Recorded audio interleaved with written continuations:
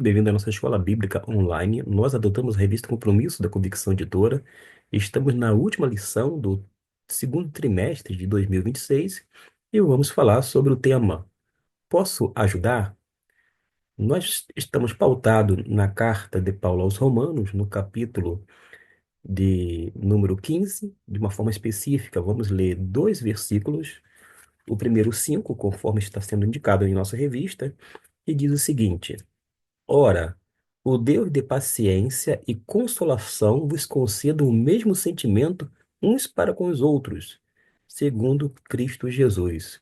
Mostra, portanto, o exemplo de Cristo de abnegação e nós, como seguidores dele, devemos fazer a mesma coisa. Já no versículo de número 25, assim nos diz a palavra de Deus. Mas agora vou a Jerusalém para ministrar aos santos. Está fazendo menção ao apóstolo Paulo. Detalhe: Paulo que deveria ir até Jerusalém. Nós, necessariamente, não precisamos ir a Jerusalém. Essa Jerusalém física, geográfica.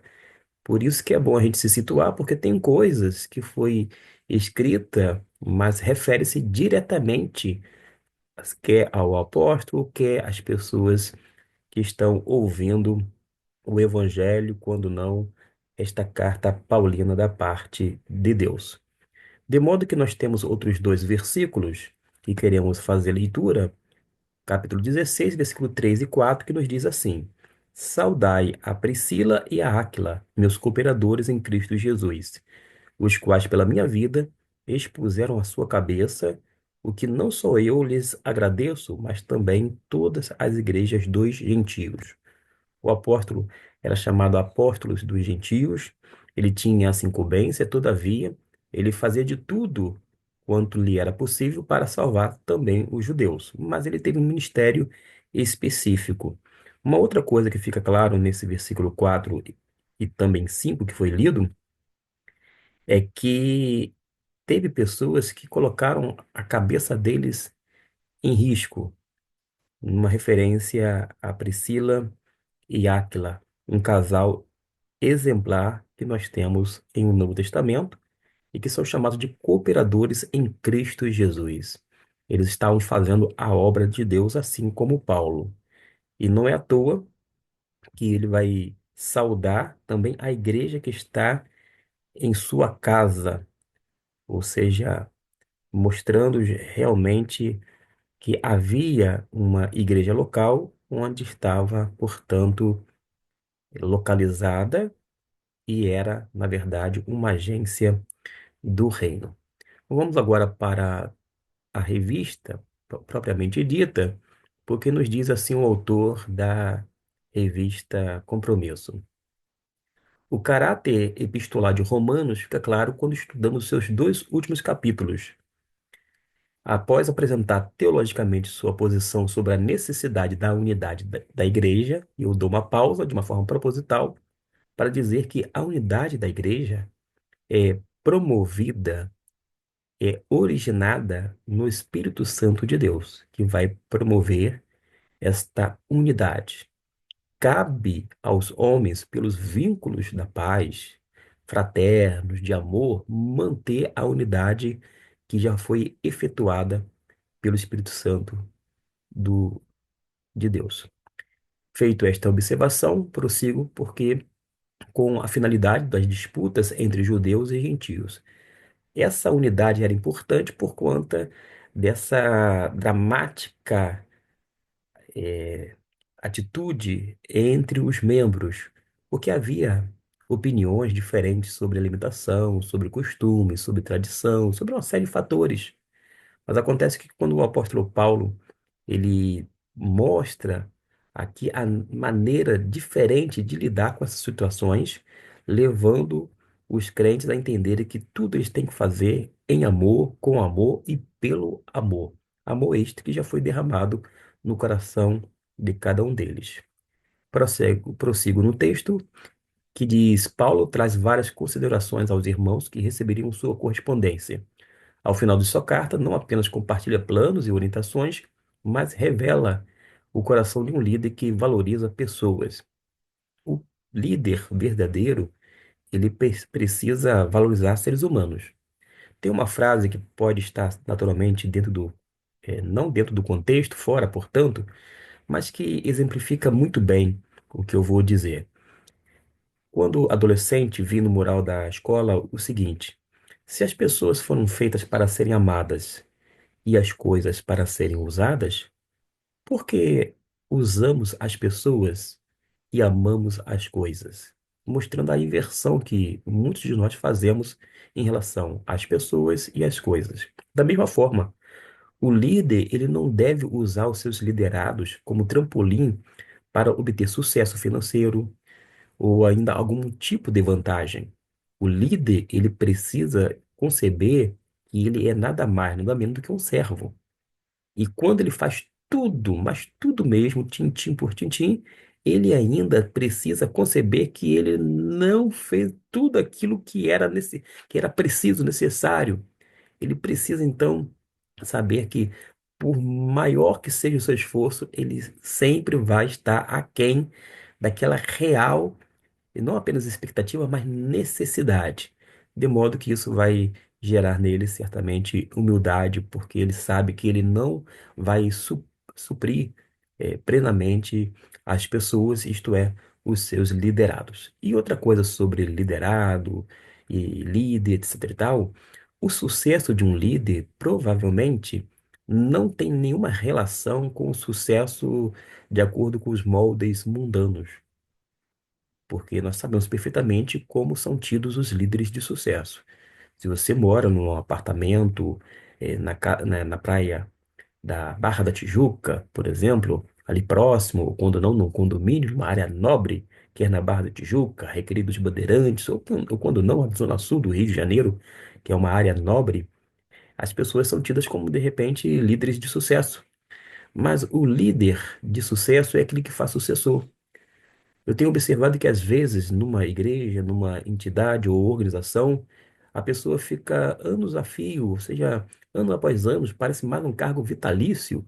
Não que seja, mas ele vai se perpetuando ali, etc e tal, e ele não prepara pessoas para sucedê-lo. Então eu penso que o sucesso de um líder, sem dúvida alguma, é preparar sucessor e forjando o caráter de homens para assumirem a liderança, a despeito de ele estar na igreja local ou numa organização religiosa, etc. e tal, para que dê continuidade à obra do Senhor. Ele tem seus agradecimentos e menções mostram que o ministério não se constrói apenas com metas, mas com relacionamentos de serviço mútuo. É bom que se diga que na Bíblia não fala nada sobre esse negócio de meta, mas fica claro a questão do propósito, do objetivo, ou seja, o apóstolo Paulo utiliza, inclusive, estratégia, age utilizando a logística para fazer a sua viagem missionária. São tudo recursos humanos, porém necessários para o emprego da obra de Deus. Mas ele vai nos ensinar que entre os grandes planos e pequenos gestos vividos em serviço e comunhão está o verdadeiro fruto da fé. Volto aqui a uma questão no tocante ao próprio texto lido da revista. Pequenos gestos. Meus irmãos, às vezes nós achamos que o que vai fazer a grande diferença são ações grandiosas, hercúleas, gigantescas. Não. Geralmente, o que faz diferença significativa é justamente pequenas ações, pequenos gestos, coisas tão simples, mas que têm uma profundidade, um valor que, de repente, uma ação tão grandiosa aos olhos humanos não vai surtir o mesmo efeito. Agora a gente vai parar para refletir. Última lição do trimestre, uma referência ao segundo, de 2026. Como você tem equilibrado seus planos pessoais com a disposição de viver o serviço em comunhão, servindo as pessoas que Deus coloca no seu caminho e o que isso revela sobre o fruto do seu ministério? Claro que cada um vai responder depois desta reflexão e resposta. Vamos então para a nossa lição, conforme está proposto na revista Em Busca da União. É isto que nos diz a palavra de Deus. No versículo 1, diz assim no capítulo 15: Mas nós que somos fortes, devemos suportar as fraquezas dos fracos e não agradar a nós mesmos. E o versículo 2: Portanto, cada um de nós agrade ao seu próximo no que é bom para a edificação. Vamos destacar a palavra edificação, de trás para frente, no versículo 2. Nós temos que visar a edificação da igreja toda. Uma outra coisa, nós não temos que agradar a nós mesmos. A igreja, o culto que é prestado ao Senhor, não tem que massagear o meu ego, não tem que estar necessariamente dentro da minha preferência, de acordo com a minha opinião, mas precisa ser algo agradável a Deus e visar esse bem comum e não necessariamente ao indivíduo. É isto que nós aprendemos com base nesses dois versículos lidos. E vai ficar claro que o desejo do apóstolo Paulo de que questões menores, como as listadas no capítulo anterior, não venham macular a comunhão da comunidade. E mesmo que caísse, tais cristãos deveriam ser apoiados e não rechaçados. Em relação às pessoas que são fracas na fé, são débeis, nós temos que dar o suporte, nós temos que amparar através do exemplo, do testemunho e, sobretudo, de uma ação concreta. Temos que ter comportamento responsável, fraterno, nesse intuito de apoiar, de animar, encorajar os crentes que são fracos na fé, para que eles não venham apenas ser escandalizados, mas que eles possam receber toda a condição necessária para dar continuidade à vida cristã. É isto que nós aprendemos com a palavra de Deus.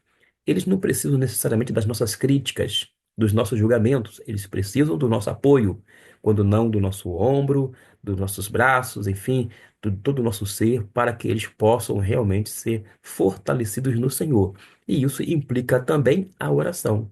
Nós temos que orar pelos novos convertidos, por aqueles que já estão há mais tempo na igreja. Nós temos que orar por todas as pessoas.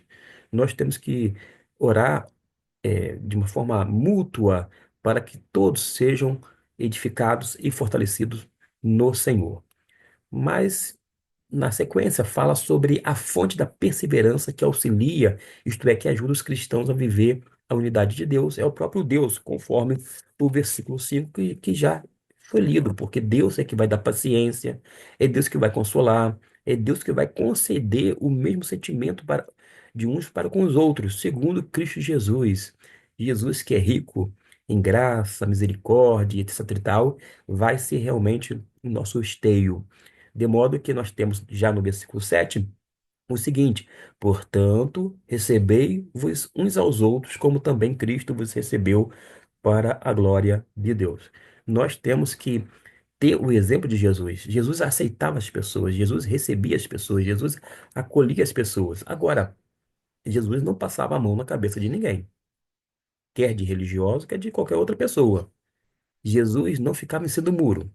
Jesus não queria ficar benquisto diante das pessoas e, dessa forma, não obedecer ao mandamento da parte de Deus, o Pai. Pelo contrário, ele se posicionava. Nós podemos nos posicionar, agir em amor e qualquer coisa que seja dita ou até mesmo feita, que seja também na mesma proporção amorosa, para que a pessoa receba todo aquele suporte da parte de Deus.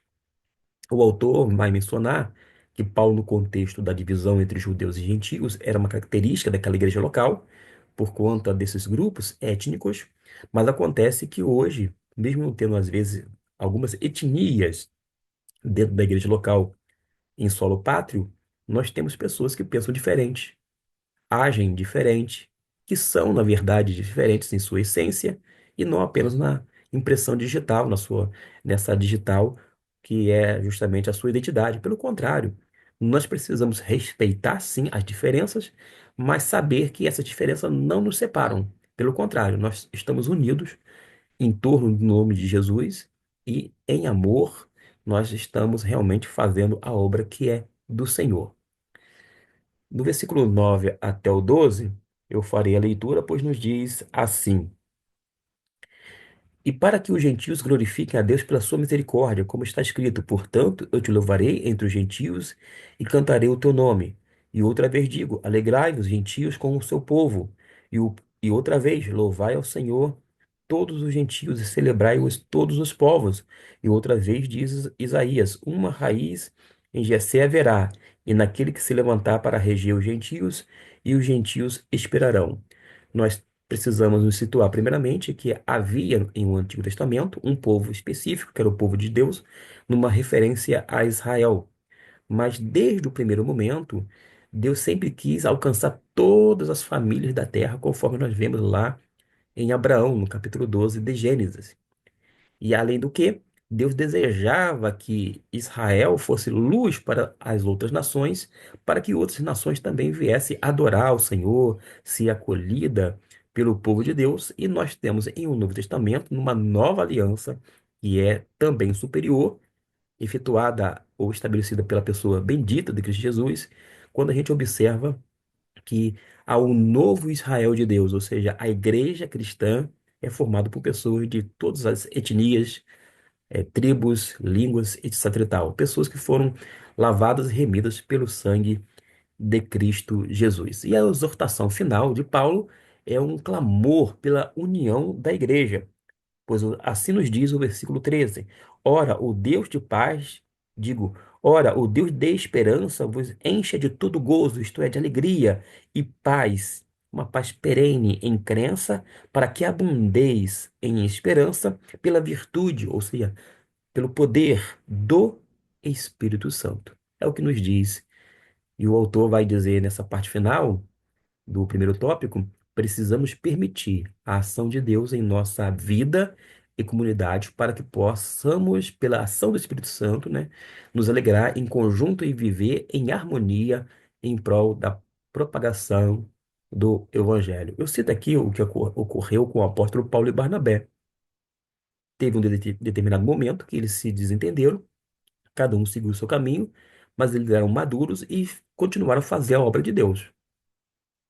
Depois a gente vê que houve, vou dizer assim, uma reaproximação, mas as nossas diferenças, quer de opiniões, etc. e tal, não deve ser um impeditivo para realizar a obra de Deus.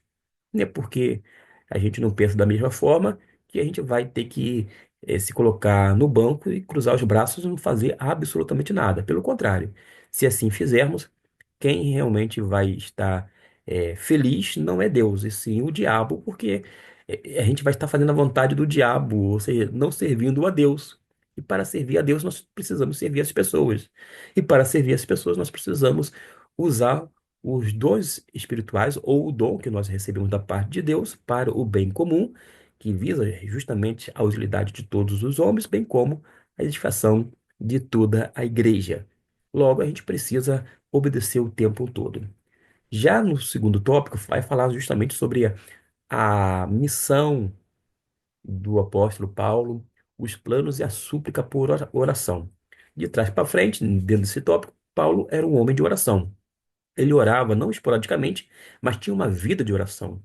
Hoje em dia, algumas pessoas enfatizam a questão de orar de madrugada ou em alguns horários específicos. Ora, a despeito do horário, o importante, se é pela manhã, tarde ou madrugada, noite, é que a gente tem uma vida de oração. E além do que, uma vida de oração acompanhada por um testemunho autêntico. Porque a pessoa pode orar 2, 3, 4 horas, quer na madrugada, e ser um picareta, um pilantra, um falastrão, um grande fanfarrão inserido na sociedade, bem como no meio religioso, pessoa que não tem credibilidade. Desta forma, se você agora dedica, quer 1 hora ou mais na oração em qualquer período do dia, desde que tenha uma coerência na sua vida entre o que você fala e que o anuncia e o que você vive, está de bom tamanho, Deus vai ser glorificado, as pessoas verão a diferença na sua vida e vão dignificar, sem dúvida alguma, o nome de Deus. Mas o apóstolo Paulo, ele no capítulo 15, ele é reservado para apresentar algumas informações do seu dia a dia. E a forma da redação, conforme salientou o autor da revista, é bem mais relaxada, mais tranquila, que vai evidenciar que o apóstolo Paulo está agora interessado em travar um diálogo com os seus irmãos, dando informações e fazendo com que essa carta seja, na parte final, bem mais leve, uma vez que, no primeiro momento, nós temos um teor mais bíblico-teológico, não que seja enfadonho, porque é importantíssimo, tão relevante quanto, mas ainda assim, agora ele vai flexibilizar e falar de uma forma até mesmo mais terna, mais carinhosa e mostrando a confiança que ele tem nos irmãos em Cristo, numa alusão à igreja em Roma. Tanto é que o autor da revista vai dizer que nesse trecho da epístola ele percebe uma necessidade de Paulo em defender seus ministérios, seu ministério aos gentios, conforme já foi lido no versículo 15 e 16. Por causa de quê? Seria uma tônica do seu ministério. Como se pode ver, aí nós precisamos ler Atos capítulo 15 e 2 Coríntios capítulo 11. Se você puder, por gentileza, anote esses dois textos para que depois possa fazer a consulta e a leitura na sua Bíblia, para obter a compreensão sobre a missão clara do apóstolo Paulo. Ele entendia, sim, que Deus havia chamado para os gentios, uma obra, portanto, entre os não-judeus, e ele se alegrava em seu ministério. Mas, apesar disto, sofria bastante dificuldades e oposições dos próprios judeus. E é o que nós vemos isto em vários momentos, tanto em Atos dos Apóstolos, como é também mostrado em outros textos das epístolas paulinas. E por essa razão, Paulo deixa claro como orientava as suas viagens para alcançar aqueles que ainda não conheciam a Deus. Ele tinha esse intuito de alcançar os gentios por conta desse ministério recebido da parte do Senhor, mas quando ele tinha a oportunidade, ele não perdia e evangelizava os seus compatriotas, numa referência aos judeus. Vamos para esse parágrafo que diz: Paulo também aproveita o espaço para mencionar uma viagem a Jerusalém, elogiando os cristãos da Macedônia e Acaia. Esses irmãos eram relativamente poucos recursos, mas ainda assim contribuíram para a igreja de Jerusalém, que contribuíram com os pobres da igreja da cidade de Sião, uma alusão a Jerusalém, ou seja, na mais profunda pobreza, com poucos recursos, esses cristãos enviaram de uma forma generosa, liberal, recursos para a igreja em Roma. E qual é o argumento que foi utilizado para a contribuição? Era que eles tinham recebido uma herança religiosa da parte dos judeus. Os gentios, então, estavam sendo generosos, mas reconhecendo que a salvação veio primeiramente aos judeus, por isso a salvação vem dos judeus, mas que foi estendida pela graça e misericórdia de Deus a todas as pessoas que não eram judeus. Portanto, eles foram alcançados pela graça de Deus e eles não tinham outra coisa a fazer a não ser entender que eles eram parte do povo de Deus, assim como eles agora faziam parte. Desta forma, a igreja é una, Deus só tem um povo, isto é, a igreja, não tem dois povos necessariamente, e eles viram que aquilo que estava afetando a igreja em Jerusalém, de uma certa forma, estava também afetando-os, onde eles se encontravam, e eles resolveram ajudar. E mostra realmente a generosidade da parte desses irmãos em Cristo, que eram gentios. Mas qual foi o último clamor do apóstolo Paulo aos cristãos em Roma? É que justamente eles se reunissem em submissão de oração. Vamos fazer a leitura do versículo 30 até o 32, porque Paulo fala: E rogo-vos, irmãos, por nosso Senhor Jesus Cristo e pelo amor do Espírito, que combatais comigo nas vossas orações por mim a Deus, para que seja livre dos rebeldes que estão na Judéia, e que esta minha administração que em Jerusalém faço seja bem aceita pelos santos, a fim de que, pela vontade de Deus, chegue a vós com alegria e possa recrear-me convosco. E vai dizer ainda no versículo 33, por tabela vou ler, e o Deus de paz seja com todos vós. Amém. Paulo fala sobre o amor pelo Espírito Santo e pela anunciação do Evangelho que deveria ser motivador para tal coisa. E o desejo era realmente que ele pudesse ser livre dos descrentes região da Judéia, evitando uma possível perseguição e que seu serviço fosse aceitável aos membros da igreja de Jerusalém, lembrando que o ministério apostólico da parte de Paulo era junto aos gentios.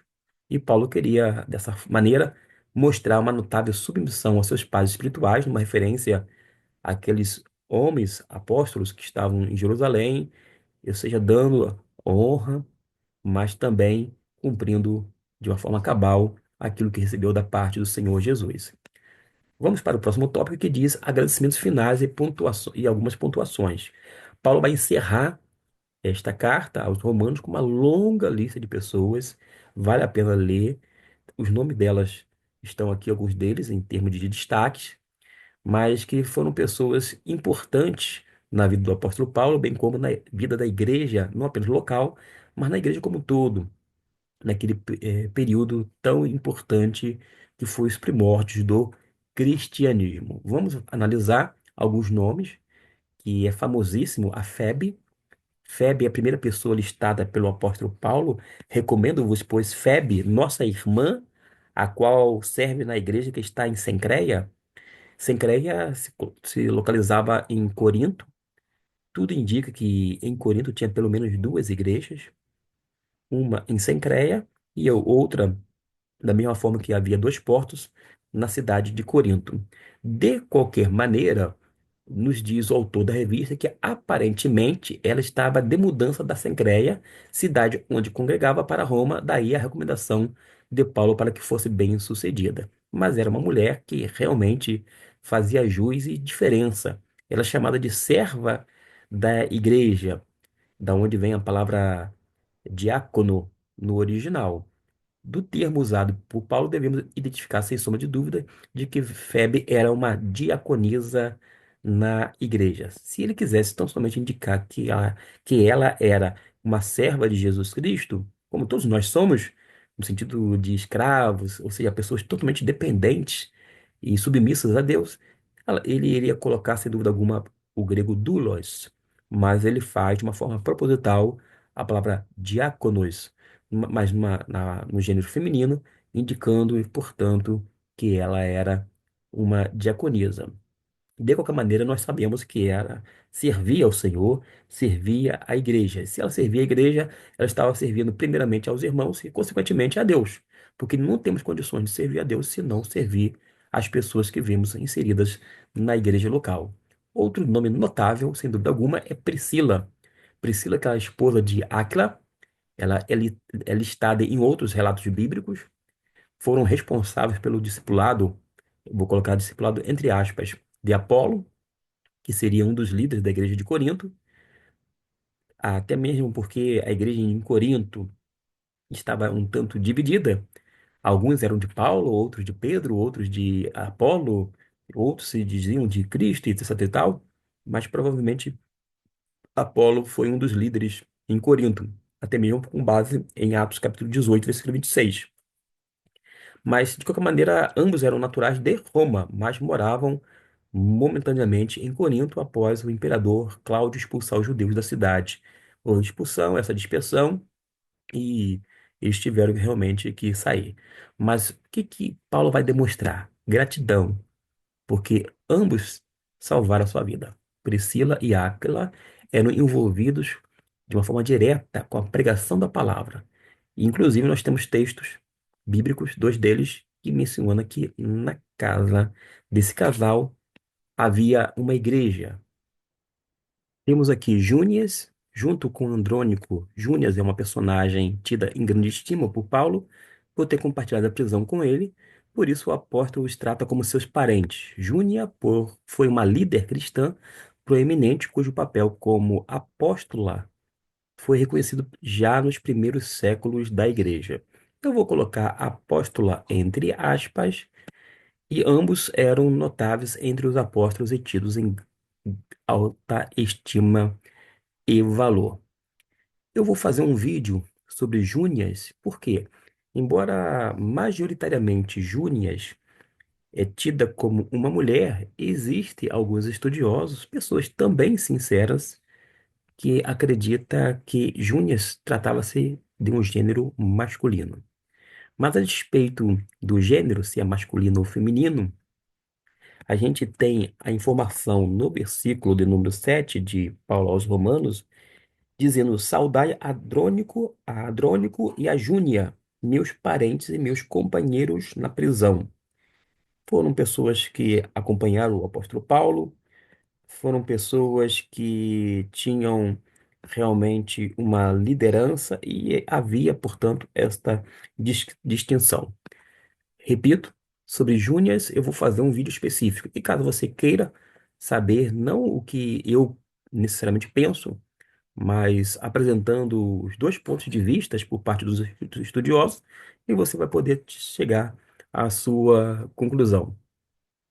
Quando se fala aqui, por exemplo, que foi reconhecido como apóstola, é meio curioso, porque nós não temos o gênero feminino para o apostolado, pelo menos nos primórdios.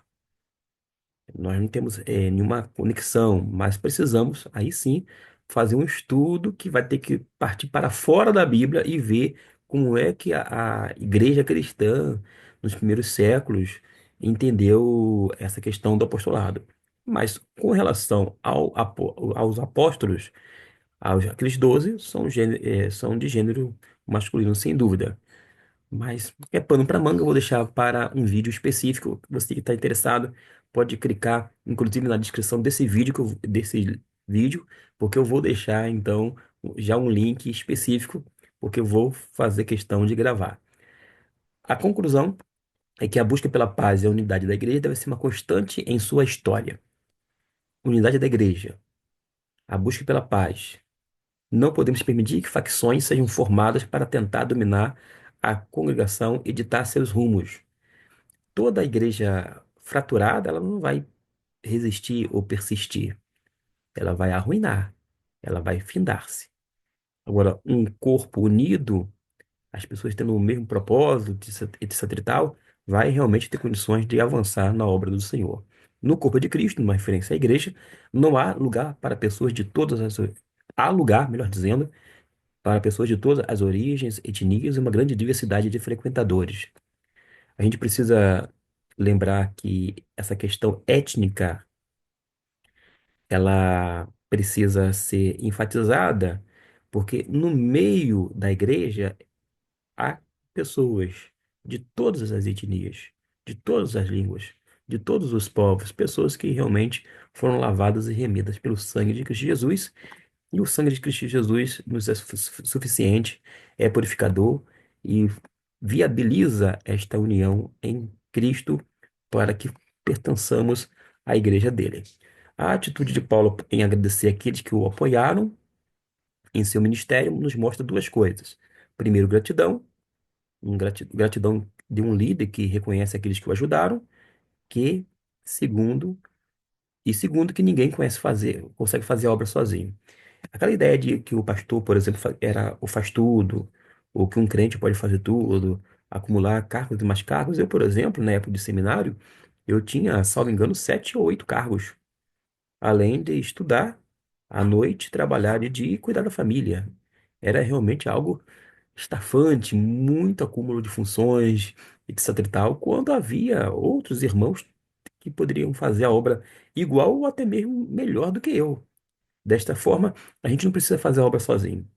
A gente tem que fazer a obra de maneira conjunta, entendendo que cada um tem o seu lugar, a sua função no corpo de Cristo, e eles têm que agir de acordo com o dom que recebeu da parte de Deus. Deus nos fez seres relacionais para que pudéssemos fazer a vontade em conjunto. Em última instância, Paulo reconhece que toda glória por suas conquistas deveria ser rendida a Deus. Glória tão somente a Deus, e Deus não divide a sua glória com ninguém. Paulo só fez o que fez porque reconheceu que, sem atuação divina, seu esforço seria infrutífero. A gente não vai conseguir fazer nada com os nossos esforços. E aquilo que nós fizermos, montarmos, construirmos, pode até mesmo dentro do meio religioso, construir um império. Mas isto não significa que aquela obra imperial vai permanecer. A tendência é ruir, porque não está realmente fundamentada na palavra de Deus ou até mesmo alicerçada no próprio Deus. Não foi por convencimento ou sabedoria, mas pelo poder de Deus que dirigiu seu ministério e por isso também foi bem sucedido, tão bem sucedido.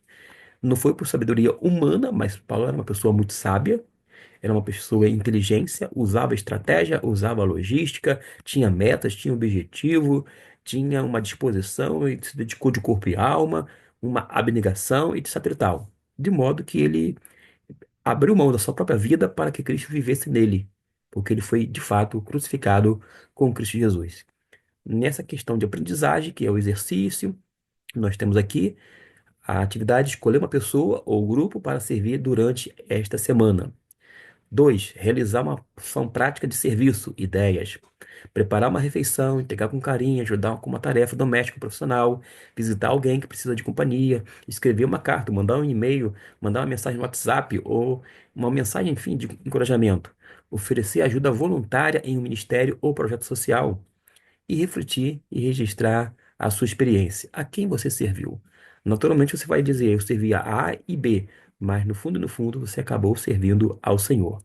E qual foi a sua ação de serviço? Você vai mostrar isto.